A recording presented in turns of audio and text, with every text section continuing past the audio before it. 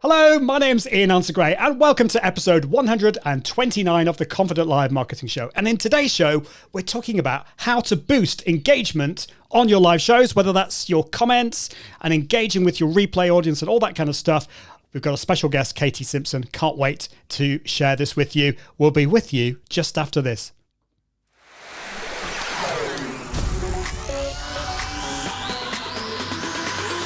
Welcome to the Confident Live Marketing Show with Ian Anderson-Gray.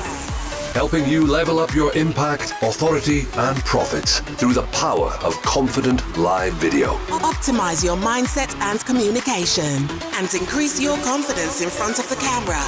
Get confident with the tech and gear. And get confident with the content and marketing. Together, we can go live! Well, hello, welcome to episode 129 of the Confident Live Marketing Show, the show that helps you level up your impact, authority, and profits through the power of confident live video. Now, in today's show, we're going to be talking about how to boost engagement on your live shows. Now, this show is not just a live show, it's a podcast. And if you're listening to the podcast, welcome. It's great to have you here. And I'm very, very honored that you have plugged us into your ear and you're spending this time with us.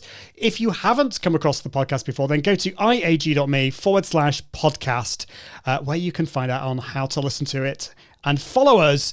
We're out every Friday. And of course, this live show goes out every Tuesday and Thursday. So do join us here so you can watch us live. So my question to you is, do you want to boost your engagement on your live shows? Do you think it's actually important? Do you want more interaction and a community?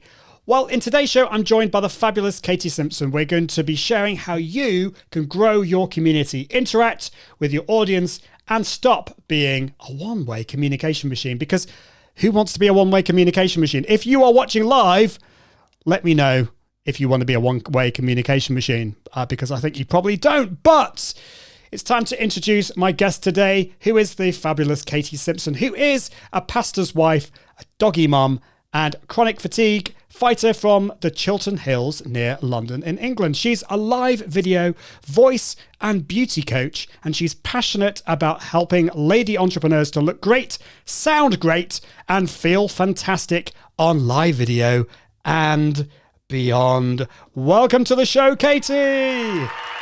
Hi, thank you so much. Oh, it's wonderful to have you here. Thank you so much for joining us. And as the crowds die down, I wanted to ask you, Katy, how did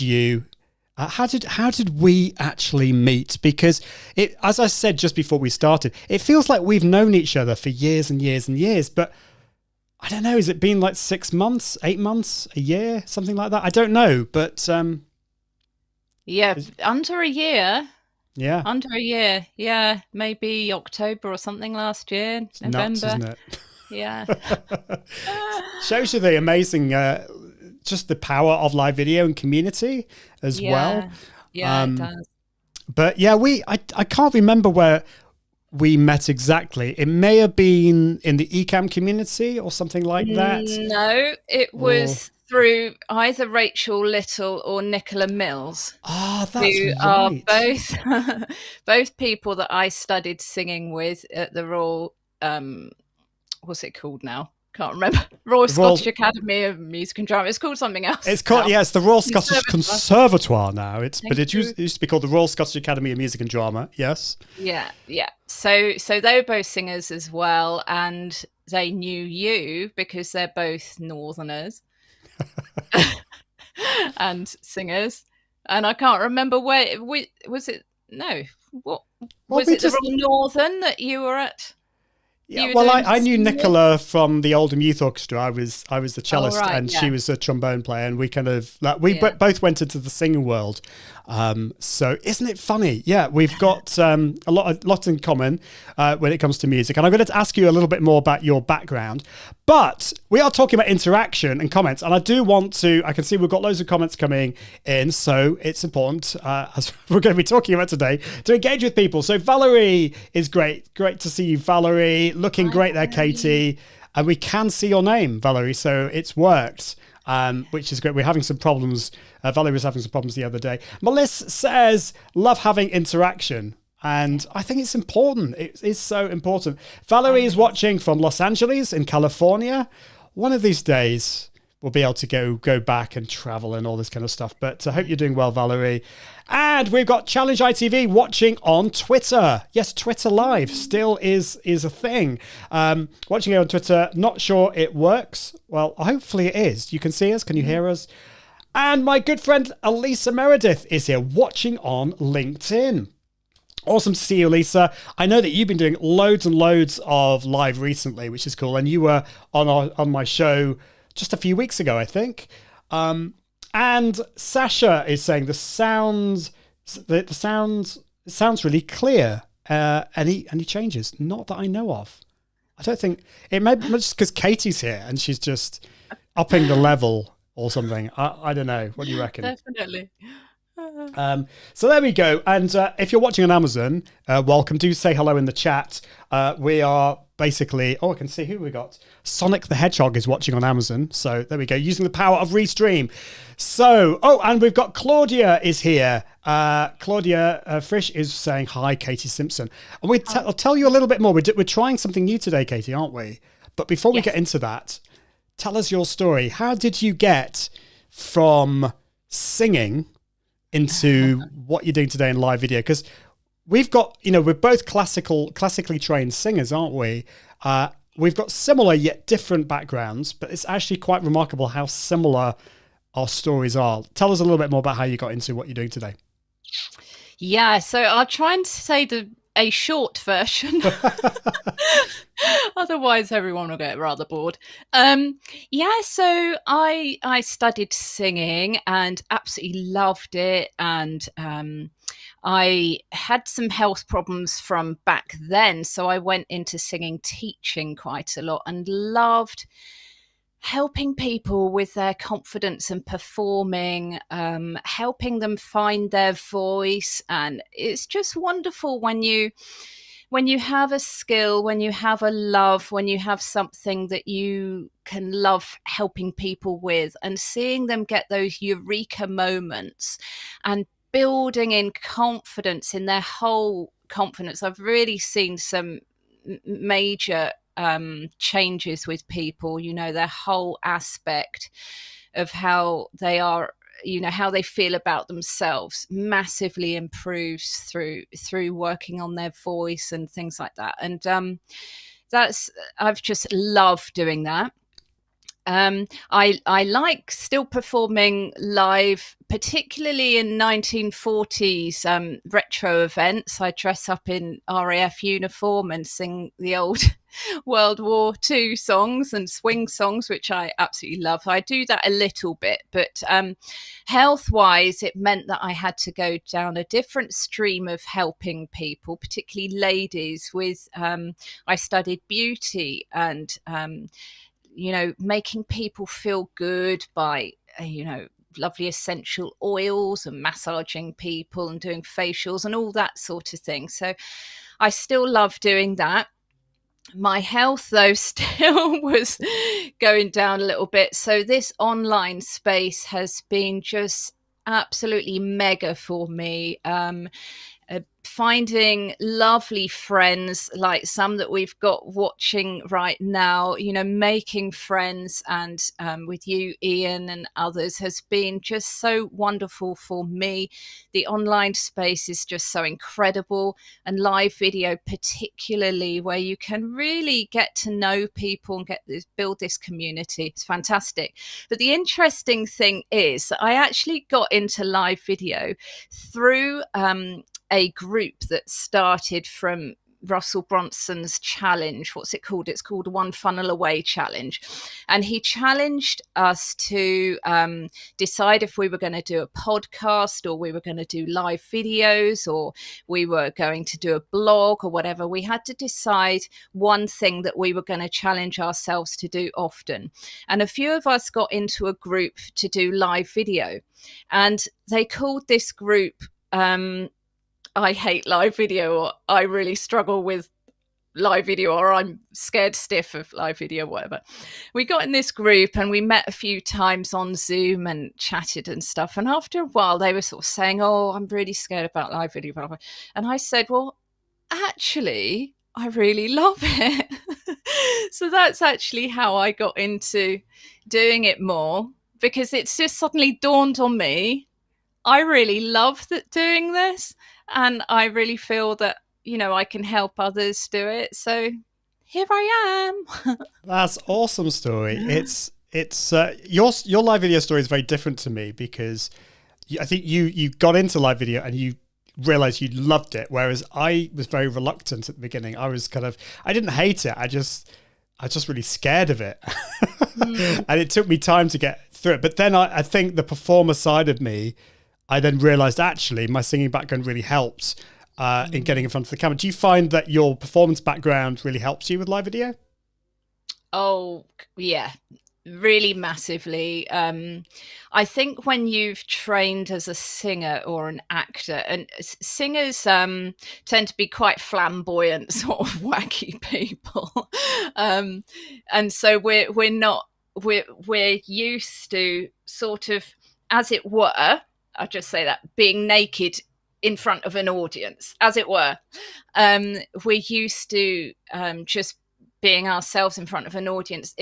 But that is not necessarily so, because we've got our lines, our singing lyrics, and we're sort of hiding behind that. So just speaking off the cuff is something that has been a big block for me. Yes. That is nerve-wracking. So there's always something that can, you know, block you and can stop you from doing it. I've had some terrifying experiences of just being put on the spot on a platform, you know, on a stage in front of hundreds of people, and just had a microphone stuck in my face and suddenly a question asked to me, and I've just been like, you know, oh, horrible. Oh, yeah. But you know, I've got over it, and I think mainly because I just love the sense of community and the fun. Yes. I love the fun of live video, and yeah, there's nothing like it. It is fun. And Claudia, thank you so much for joining us. Do not worry, the replay will be there, and of course the podcast will be there as well. And you're right, Katie. Singers are an interesting bunch of people. I don't know. I felt slightly like on my own. All the singers tend to be very kind of lovey-darling people when I was at college, and they'd just go up to you and go, "Oh, darling, mwah, mwah," and all this kind of stuff. And that wasn't really my thing. But it's interesting. But let's see who we've got watching. Challenge ITV is saying, "Welcome, Katie. Great to have you here." Melissa saying, "50s rah-rah skirts to 1980s." I love that. Challenge ITV, completely agree with you here. Wishing Katie to be good. I know how health can be challenging. Live streaming as a therapy. Would you agree, Katie? Yeah, I really would. I think that's a brilliant point, actually. Yeah. I think so. Now Katie and we've, and I know that you're still suffering with chronic fatigue syndrome. I did have chronic fatigue syndrome, although I wonder whether I still got a little bit of it, because I still get quite tired. And I find that live video can be both a therapy, but also it can exhaust me as well. I get exhausted at the end of my live streams. How about you? How are you at the end of a live stream? Are you just totally full of energy, or are you a little bit tired and exhausted? Yeah, I get this wired and fired thing. I don't know whether any of our viewers know anything about the vagus nerve. I won't get deeply into this, but I think often people who have ME, chronic fatigue syndrome, are people who are really push themselves, and they're people who, I know, Ian, actually, you say you're not really like this, but I think you might have a bit of you that's like that. But yeah, anyway, I'm a bit like that. I push myself and I get very wired up. So my adrenaline gets way up here. So I I'm then on a massive adrenaline high for ages, and then at some point it tends to crash. So yeah, I have to be careful. I have to do some deep breathing. I have to actually smile through my eyes. I know that sounds a bit strange, but that helps you sort of relax. That's a very singer thing to say. Yeah, it's really. No, that's interesting. I actually think I'm probably more like that than I thought. When we last spoke, I've kind of found out a few more things about myself. So we are going to get onto the topic of engagement. But just before we do, I just want to say we're trying something new today, aren't we, Katie? This show is sponsored by RESTREAM. And actually, we're using a new thing, a new service from RESTREAM called RESTREAM Pairs. And this is really, really exciting. What I've talked about a lot on the show before, that you can, with RESTREAM, you can multi-stream to lots of different places. So just very quickly, using ECAMM Live as our streaming, as the switcher tool and the streaming tool, I then stream to RESTREAM, and then that will then broadcast out to Facebook, YouTube, LinkedIn, and all these places. Katie has come on as a guest into ECAMM, but through the power of RESTREAM, where Katie was able to add her channels to the stream. So I think we're broadcasting to your Facebook page and Facebook profile. Is that right? Yeah, Katie? Yeah. And so if you are watching on Katie's profile or page, welcome. It's great to be here. Great to see you. You may be wondering who on earth I am, but obviously you know Katie. So thank you so much for watching. But this is a really exciting new thing. What do you think about this, Katie? Are you excited by this?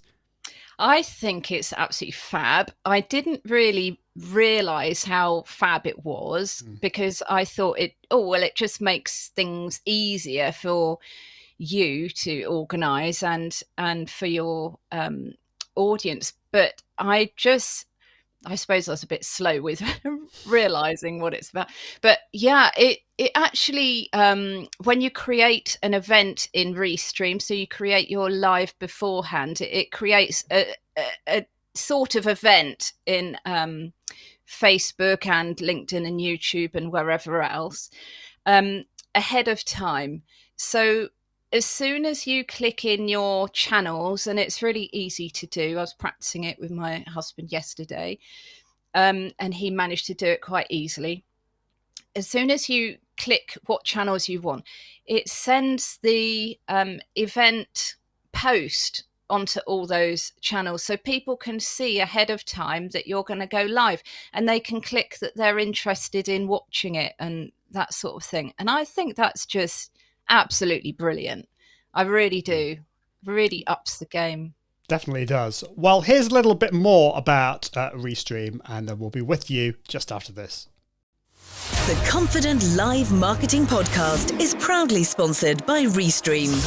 RESTREAM is the complete multi-streaming suite for entrepreneurs. It's the easiest way to broadcast live to over 30 destinations at the same time, including Facebook, YouTube, LinkedIn, Twitch, and so much more.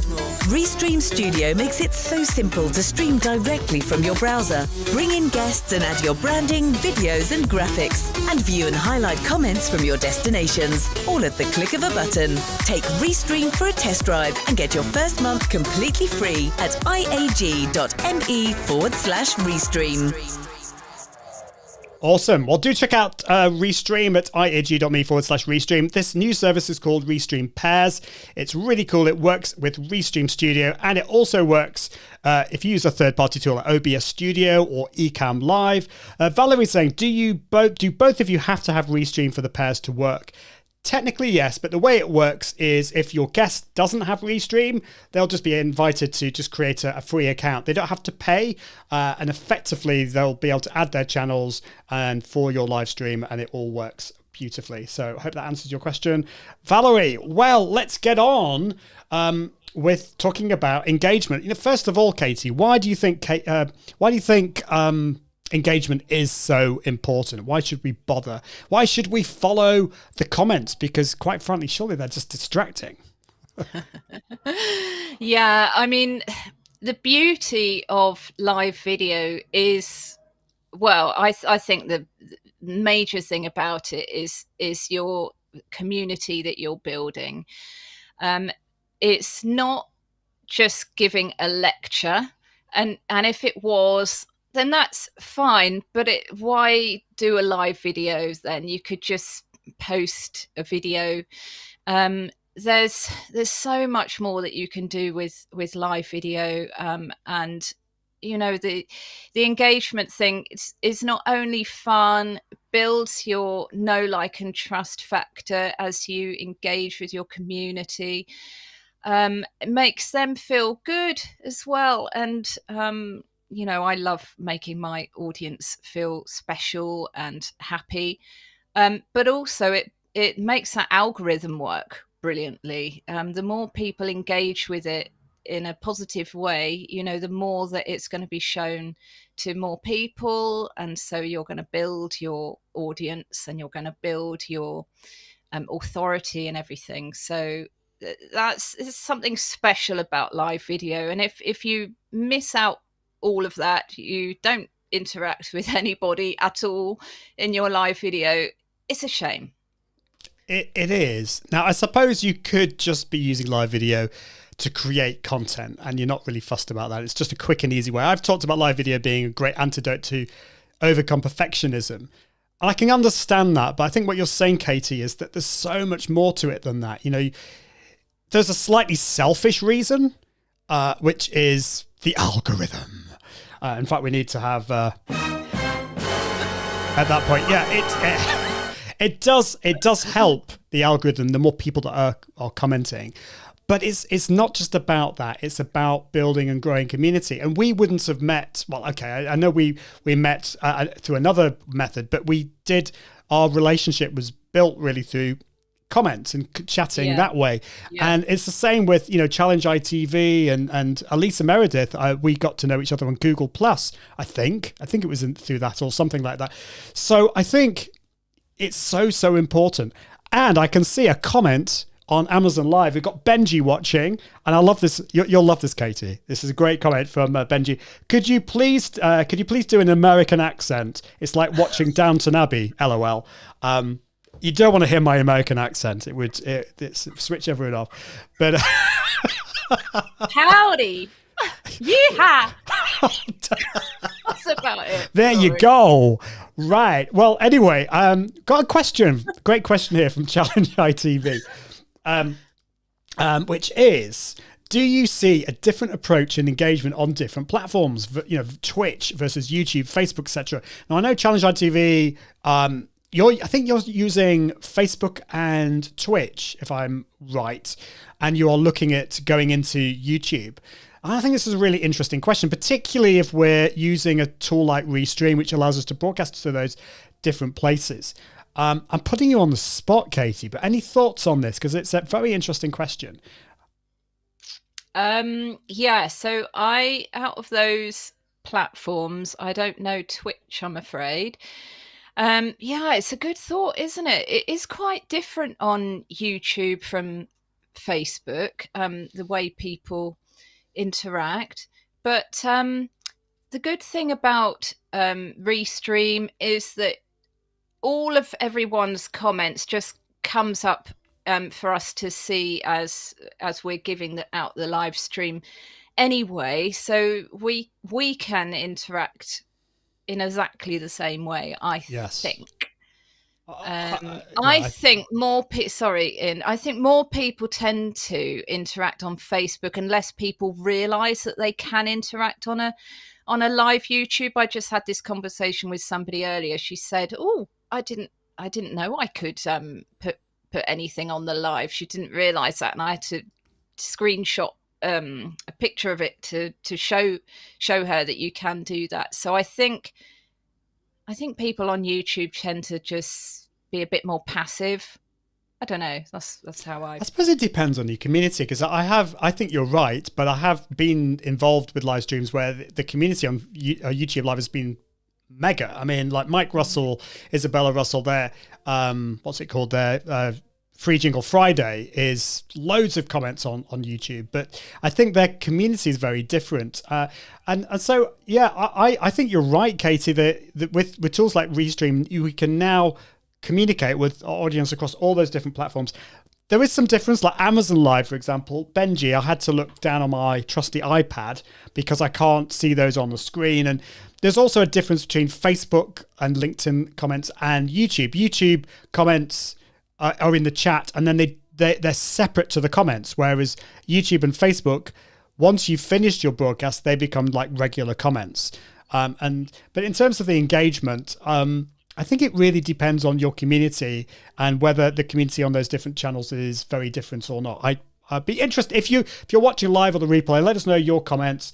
I'd love to know from you. We've got Angelito Cruz from Osaka saying, "Long time no see. Hope you're doing really well down in Japan."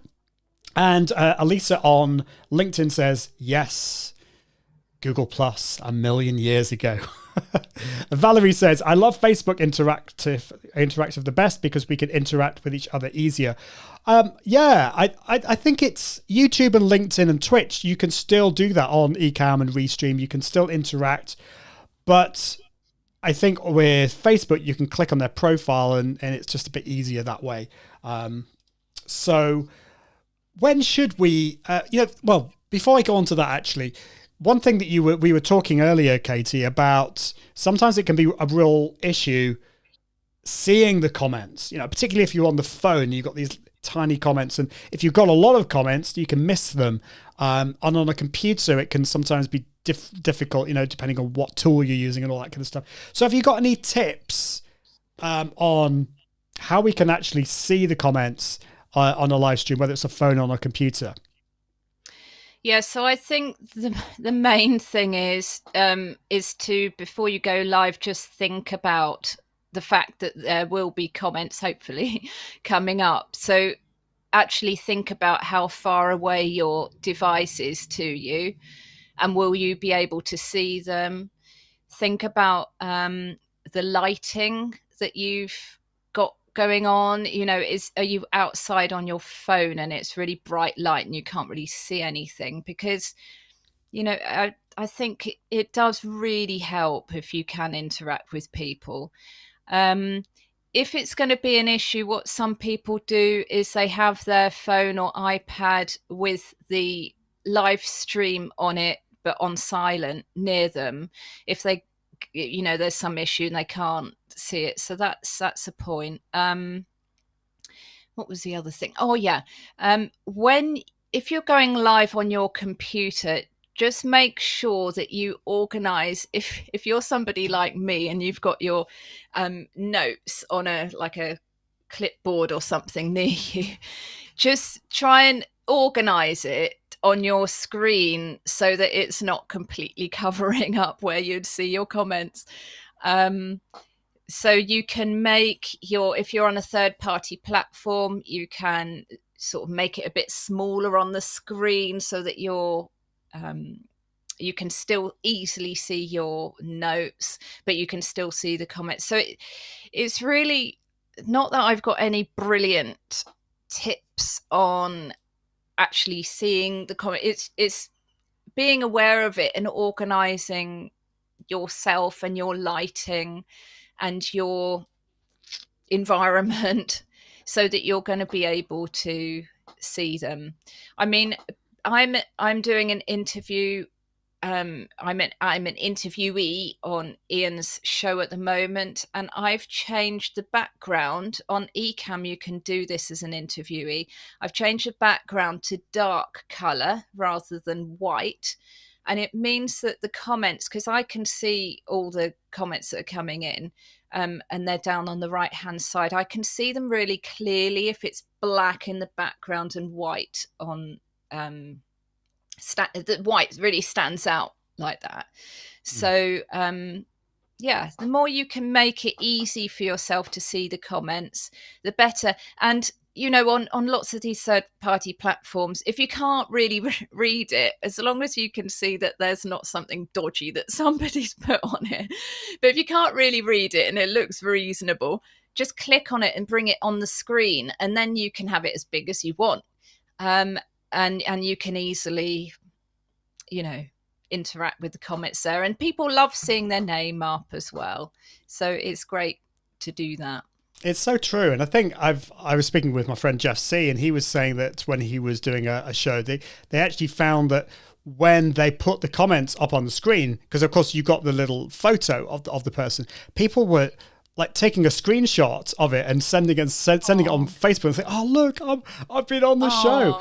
And I think it's very easy to forget how important it is to involve your community on the show. And I think all those comments that you made, Katie, are fantastic. I would just say, follow up to that is just make sure you test and you practice these things, because whatever tool you're going to use, make sure you know where to find the comments. And if you're watching on a computer, you can use Command Shift or Control Shift to zoom in. So if you're struggling to see the comments, make it bigger so that you can see. Now on ECAMM, there's a really cool feature. If I just go into live demo mode here, hopefully this is going to work. Let's see. Yes, I think I'm on live demo mode now. Hopefully it's working. So with the comments, and if they're scrolling past quite quickly, what you can do is you can star comments. So I can see that Challenge ITV has asked a question here. So while Katie was speaking, I automatically starred that. And then I can go to favorite comments, and I've got those there. So once I've answered that question, I can unstar it, which I'll do, and then I'll star it again because I don't want to forget. You can do it that way. So that's, whatever tool and a lot of the different tools out there will have a similar kind of thing. Make sure that you learn how to use the tool that you're using. Otherwise, you can get in a bit of a muddle. And so I do want to highlight Challenge ITV's question here, which is, it's more of a comment or a statement, because I think this is great. To engage more the audience, what about asking the audience directed questions? And I think that's so important. I'm asking Katie lots of, what I like to think are great questions. But you can then ask the audience those questions as well. What's your view on that, Katie? Do you in your live shows ask your audience questions, and do they have to be related to the topic, or can you ask silly ones like what are you going to have for dinner tonight, or something like that? Yeah, so it's great to give the audience a simple call to action, and it's really nice. Like at the beginning of this show, Ian said, I think he said, let us know where you're watching from. That sort of question is easy, and we all want to say that sort of thing. We all want to share that type of thing. Well, a lot of us do. So something that's really simple and just fun and engaging and friendly as a question right at the beginning, or you can even do it before the beginning. If you're using Facebook Live Producer itself, so you're not using a third-party tool, you're going live to Facebook on your computer, you can actually do a poll or a question before you even start, so people can start interacting like that before you've even started, and that's great to get that interaction straight away. So yeah, asking questions, either typing them in to the comments or saying them out, or both, is great to get that initial engagement. And then a couple of times through the show as well. I like doing a fun live on a Friday, and I like saying, what are you drinking? Hopefully it's not something too alcoholic at that time of day, but it doesn't matter anyway. So yeah, you can get some fun conversations, and everyone just needs to be human with each other, don't we? So you don't have to give them some, really existential, philosophical, change the world type question to answer, just something really simple. Well, yeah, I do like the deep questions, but you've also got to think about the poor people having to type those up on their little phones as well. So yeah, you have to think about that too. MC Lito's asking a question. You probably be able to answer this a bit better than me, because you actually clicked on this. Great tip about the dark background, Katie. Could you point us in the right direction on how to do that in ECAMM Live, or is that a Mac dark mode thing? So what did you do to click that on? So when you're an interviewee on somebody else's link. So they invite you to go on their show and they're using ECAMM Live. It's so easy to join their live. You just have to click this link and you don't need to download ECAMM or anything like that. It just brings it up and you type in your name and you just click join. And then it brings you a screen that you can see the live feed in a screen, and all around it is either white to start with, and you can see the comments or not see the comments if you don't want to. And there's just a toggle box at the bottom and you can change it to dark. There's hardly anything else on the screen, so it's quite obvious. And I know a lot of people do that because it helps with the glare that's sometimes on your face and your glasses if it's white, but also, you know, the glare that's going into your brain, as it were. So I think it's easier to just toggle that into dark. So that's on that platform as an interviewee. I think that's a great tip. And actually, probably I should let my guests know that that's an option, because you could probably miss it. If you're using a tool like RESTREAM Studio, then that's already on a dark background. And also, if you're the host in ECAMM Live, so I'll go into demo mode again. If you go to an interview mode, by the way, is only available in the pro version of ECAMM. But if you go to interview, you do have an option here to check guest web interface defaults to dark mode. So you could force that to your guest if you wanted. That's just an extra option there. So yeah, maybe I should do that. What do you think, Katie? Would that be good if I defaulted to that? I think so. I think it's only good. Maybe some people like it white, but you do get a reflection, especially if you've got glasses on. Yeah, exactly. I agree with you there. So thank you. Yeah, okay, perfect. MC Lisa says, thanks, I understand now. I'm a big fan of dark backgrounds. And I'll have to say, I love your background. It's amazing. So how do you stop randomly gibbering on and get, you know, with the comments? One of the problem is with comments, it can lose your focus if you don't have a proper structure. And I've seen, and I think we've talked about this before, I've seen two types of live shows. Number one, which is probably the more frustrating, is the host doesn't interact at all with the comments. You may as well not be there. And I've seen quite a few live shows recently from companies who will remain nameless, who it's just a conversation between them and their guest. And I've been commenting away and zero feedback. And I've come away at the end of it thinking, well, what was the point of that? You know, but then you've got the other side of it, which the other mistake probably, which is the person spends too long with the comments. And particularly if you're watching the replay or if it's been repurposed into a podcast, it's just boring because you're not there. You know, if you're watching the replay. So how do you get that balance? How do you stop just randomly gibbering on? Yeah, so I've experienced the first thing a number of times as well. You know, where somebody's giving this great talk and everything, but they're just not. You're trying to ask questions or say hello or be encouraging in the comments, and there's just nothing coming back at all, and it really makes you feel deflated.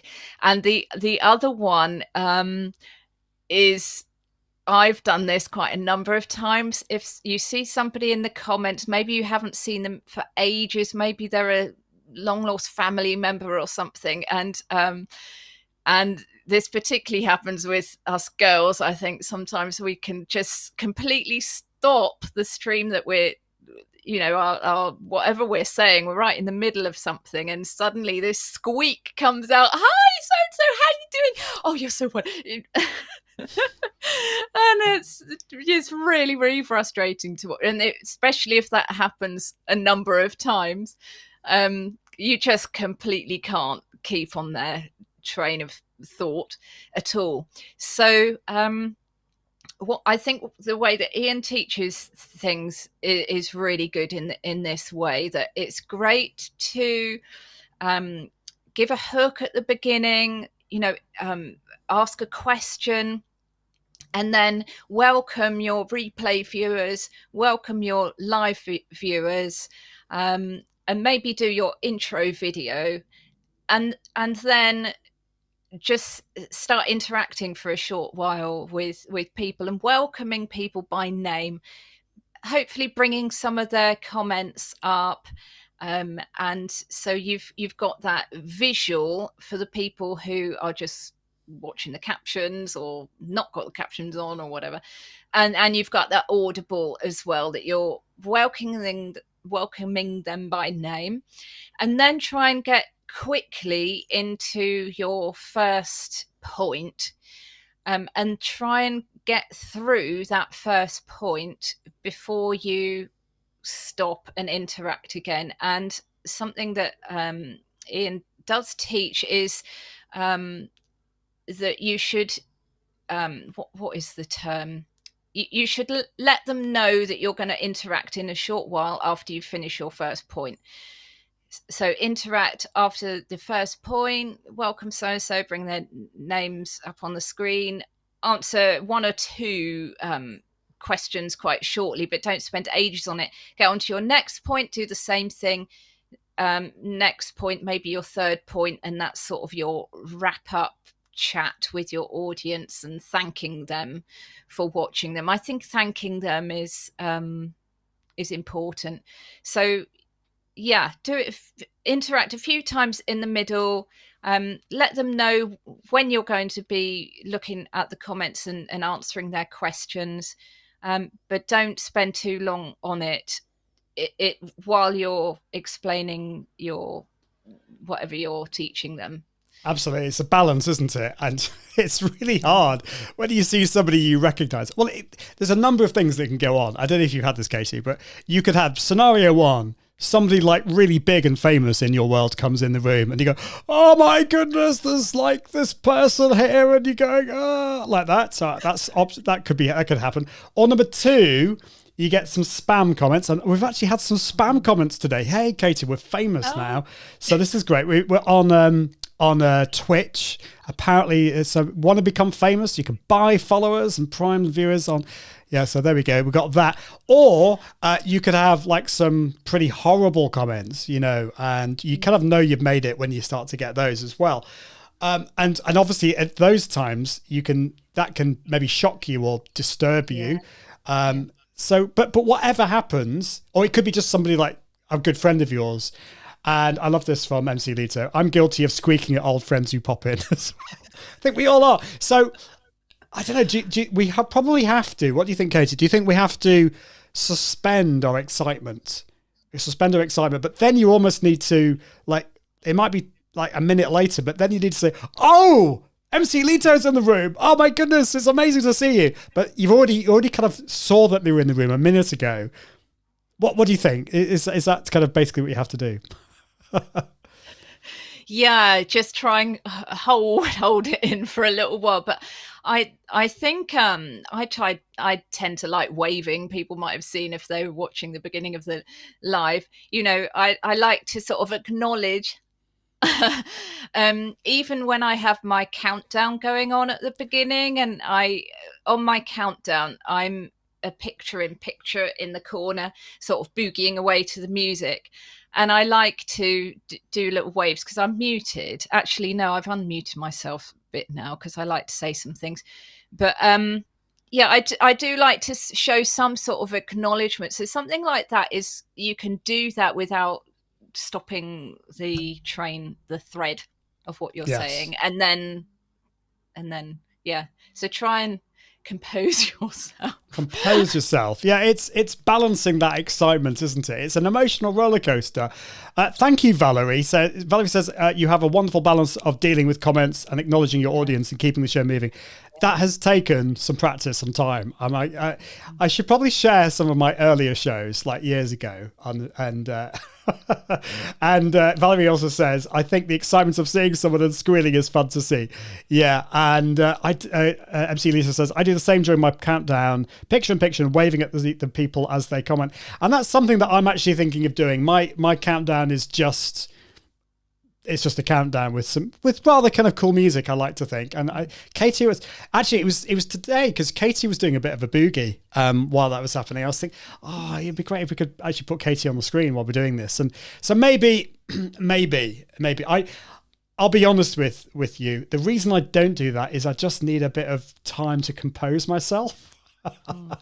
But where's the fun in that? Where's the fun in composing yourself? So you said this to me earlier, that sometimes live shows can be a bit like a lecture. And I think I mentioned it, I was watching this and they weren't interacting with the audience at all. How do we sound more engaging? And I know some of the things you were talking about before were like breaking it up with visuals, using your voice, and maybe even pausing. Like, oh my goodness, that's like a really scary thing. Silence on a live show. Tell us more. Yeah, so there's loads of things that you can do. Some people are really good at various things to do with this. So it's great to be able to use scenes in your video visually to break things up. So you don't have to have like tons of stuff going on at the same time. Some people actually find that a bit distracting. I'm going on a bit of a tangent here, but when we're watching YouTube pre-recorded videos, it's nice to have music in the background. As long as it's real background, you can hear it clearly all the time.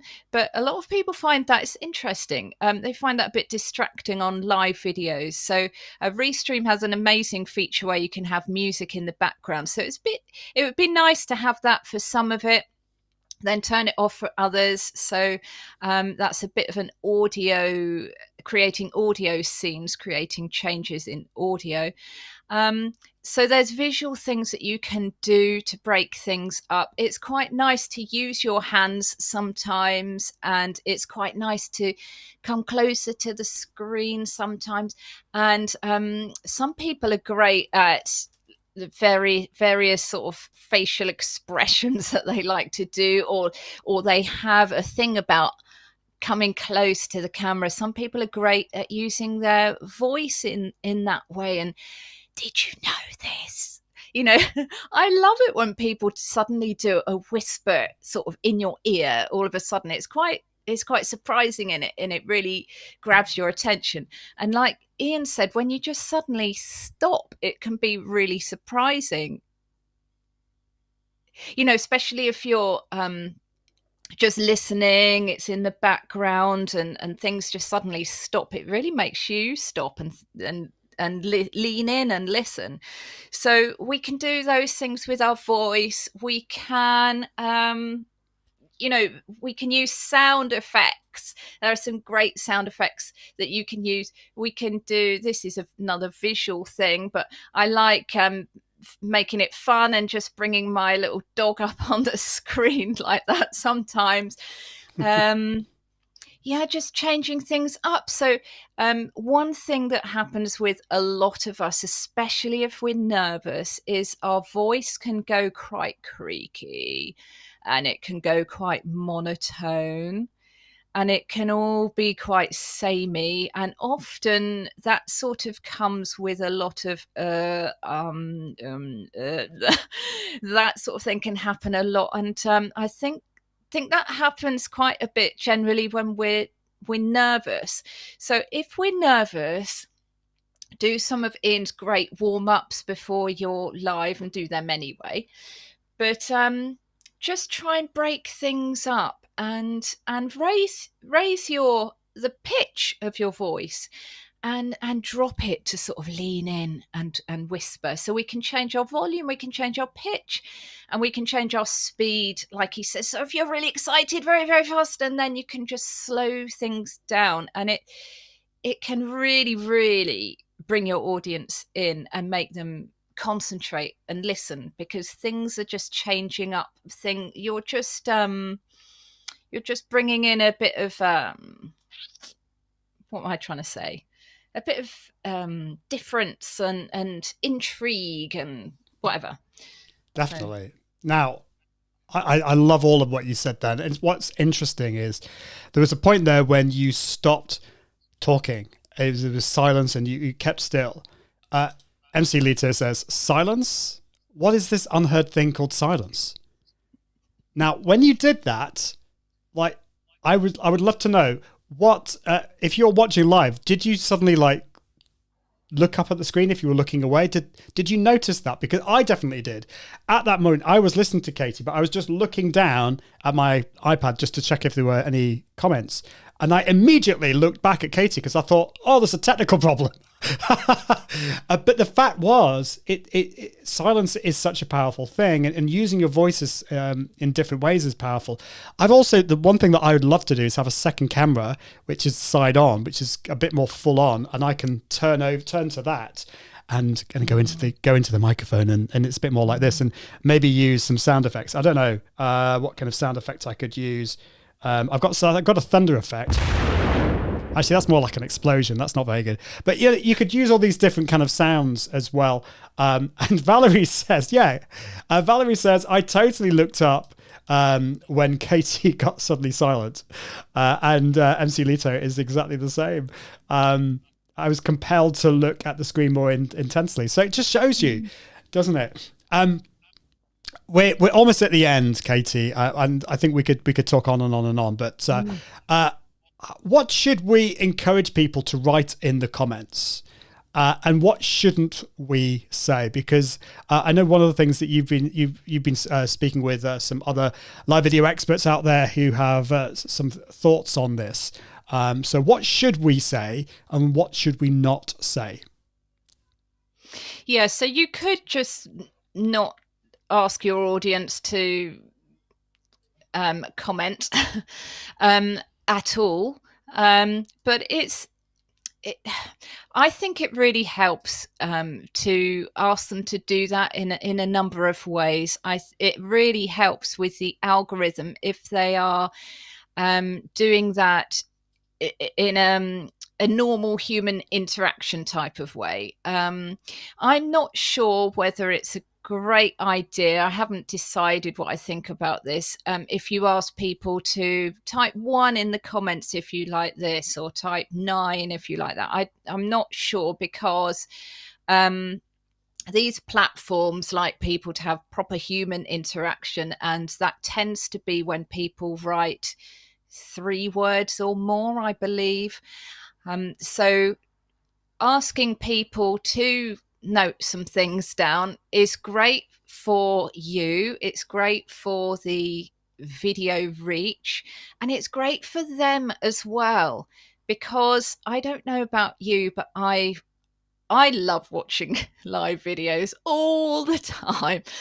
But I can have it on in the background and just sort of turn off completely and fall asleep a little bit. But if somebody is encouraging you to write what is helpful to you, if something has like an aha moment, so you could ask them to write hashtag AHA if you have got any golden nuggets, or hashtag nugget, and say what has been really helpful for you. I think personally, as a viewer, and I do that, it really helps my brain to take in what the person's saying and benefit from it and remember it. I often do that, and then I'll screenshot what my comment is, so I'm using it as sort of a notepad as well, a little bit like that. So I think asking people to do something like that. You can ask in different ways. People do say that there's certain words which kill the algorithm. Say asking them to actually comment.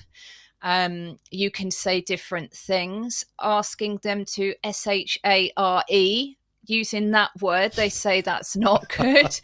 Using the actual platform name, they say that that's not good either, because that shows that it's not normal human interaction. You're trying to manufacture stuff. So some people say instead of the word share, they say sprinkle this amongst your friends. You might hate that. You can think of your own way. But just a few thoughts, because encouraging people to write something and engage, I think is brilliant all round, for you, for the video, for them. Yeah, I think you're so right. It's probably the answer to this is just be human, you know? So, I mean, you probably wouldn't go up to a friend of yours and say, could you please share this conversation? Or like should we have some engagement now? You know, you wouldn't say these things. But the scary thing is that Facebook and all these places, I mean, I'm just saying it, you know, they listen in, there's an algorithm. And if you use certain phrases, we are told apparently that it can reduce the reach and actually hinder you. Now, I've not seen any evidence of that, but that is, I've seen that Facebook have said this in the past. So we kind of have to listen to it. And I think Kim Garst is a great. Is a great friend of mine, but she does her lives are great. I think she uses the aha moment. She asks people to share what is your aha moment, and that's probably something I should nick on this show. And you know, because it's kind of encouraging your audience to listen in and to share what they've learned in this. And sometimes that can be really interesting, because what you think was the big aha moment was not actually the biggest aha moment for your audience as well. We've got Tim Son in the house. Great to see you, Tim. Loves the aha idea. And if we whisper, will that help? I don't know how you whisper as in the comment, but in the comments. But great to see you, Tim. And Valerie says, I like seeing more than one word or two in the comments, especially if I am watching the replay. Then the full comments make more sense. I think it can be a bit almost discouraging if you just have one word. It's like having a conversation and it's all very monosyllabic. It's like, hello, yeah. We don't want that, but although I'll take one word rather than none. Yes, be human. And Tonya is here, my fabulous assistant, saying, "What about tell your friends?" Yeah, that's good. I like that. Love. Tim saying, "Love not." I'm not sure. Do you mean love not live or love not live? I think you mean. I don't know. I'm not quite sure, but anyway, it's great. Awesome. Well, I think we are at the end of the show. Thank you so much, Katie. We could talk on and on and on, I'm sure. How can people find out more about you and tell us what you're working on at the moment? Yeah, so it'd be lovely if you found me on Facebook or Instagram. I am vaguely on YouTube as well. So it's Thrive with Live on both of those platforms, and Katy Simpson on YouTube. So I'm working on at the moment a toolkit for beginners to go live and their confidence and all sorts of things, templates and things like that are really helpful, and demos of things, just so that everything's in one place, so people don't feel overwhelmed and don't feel that they've got to spend a whole load of money to start going live with their audience. Awesome. Well, thank you, Katie. Do check out Katie's Instagram and Facebook, and do check out what she's doing, because Katie is doing some amazing things. And thank you so much for coming on the show. Valerie is saying hi, Tonya. Melissa saying thank you both. MC Lito, cheers, guys. Great live. And Valerie, thank you, Katie. It is so wonderful to see you. Great interview. And it's wonderful to see so many people from the Confident Live community here who have just been in the last course, helping us all to level up our quality, our professionalism on our live shows. It's been great to see you. Thank you, Katie. It's been awesome to have you on the show. Thank you. Awesome. Well, That's it for this week. Do check out the podcast at iag.me/podcast. That comes out every Friday. And I'll be with you next week, next Tuesday, for another live show. So until next time, I encourage you to level up your impact, authority, and profits through the power of confident live video. See you soon. Bye. Thanks for watching the Confident Live Marketing Show with Ian Anderson Gray. Make sure you subscribe at iag.me/podcast so you can continue to level up your impact, authority, and profits through the power of live video. And until next time, Toodaloo.